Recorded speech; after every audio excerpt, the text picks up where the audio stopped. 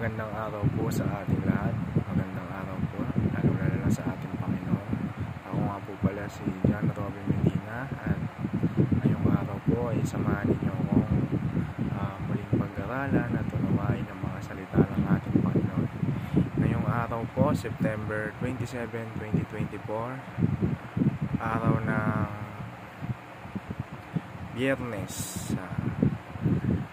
Muli nating aaralin salita ng ating Panginoon at ang devotion po natin ngayong araw ay pinamagatang Jesus claims all of our thoughts. At ang versikulong ating magbubulay-bulayan ay 2 Corinthians chapter 10 verse 5. Sinasabi rito, we demolish arguments and every pretension that sets itself up against the knowledge of God, and we take captive every thought to make it obedient to Christ. At sa Tagalog naman po, 2 Korinto kapitulo 10 verso 5. Ginagapi namin ang lahat ng pagmamataas laban sa kaalaman tungkol sa Diyos at binibihag namin ang lahat ng isipan upang matutong sumunod kay Kristo. Kumbaga yung Diyos nung napatito sa lupa ang ating Panginoong Jesucristo, hindi siya gumamit ng dasi. Wala siyang kahit anong espada o sandata. Ang tanging naging sandata niya ay ang salita ng ating Panginoon Diyos Ama. Yun yung naging sandata niya kasi kumbaga yung tinatarget ng Panginoon natin, baguhin yung puso yung puso natin kasi kapag yung puso na bago, kasi dito sa puso kasi lahat nagsisimula lahat. Gagawa ka ng mabuti, masama, sa puso lahat siya nagsisimula.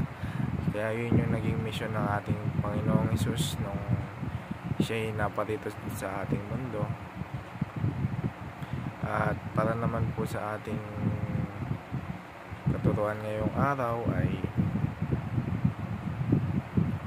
unang-una po, the Lord reigns supreme in our minds. Ang Diyos ang naghahari sa ating puso at isipan at wala nang iba. Sa ikalawa naman po, the Lord takes our thoughts captive. Laging alam na ng Diyos, hindi pa natin iniisip, alam na ng Diyos yung gagawin natin, alam na ng Diyos yung sabihin natin, alam na ng Diyos lahat. Sa ikatlo naman po, the Lord makes our mind obedient. Ginagawa ng Diyos na yun nga, sabi ko nga kanina, yung puso yung tinatarget ng Diyos para tayo sumunod sa Kanya. Kasi kung hindi natin siya, kailangan natin munang kilalanin ng ating Panginoong Jesucristo. Kasi kung hindi natin siya kilala, hindi natin susundin, hindi natin siya mamahalin. Kaya kailangan natin kilalanin siya, dahil binabago niya tayo.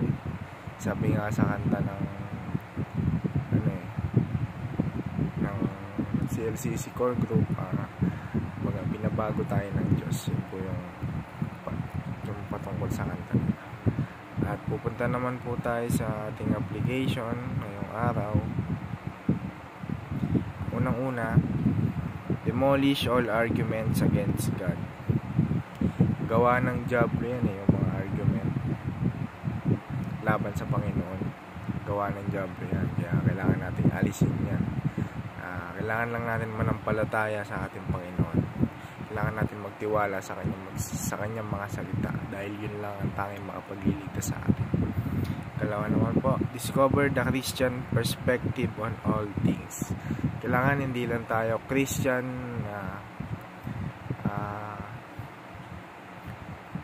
in name, but kailangan nakikita din yun sa ginagawa natin.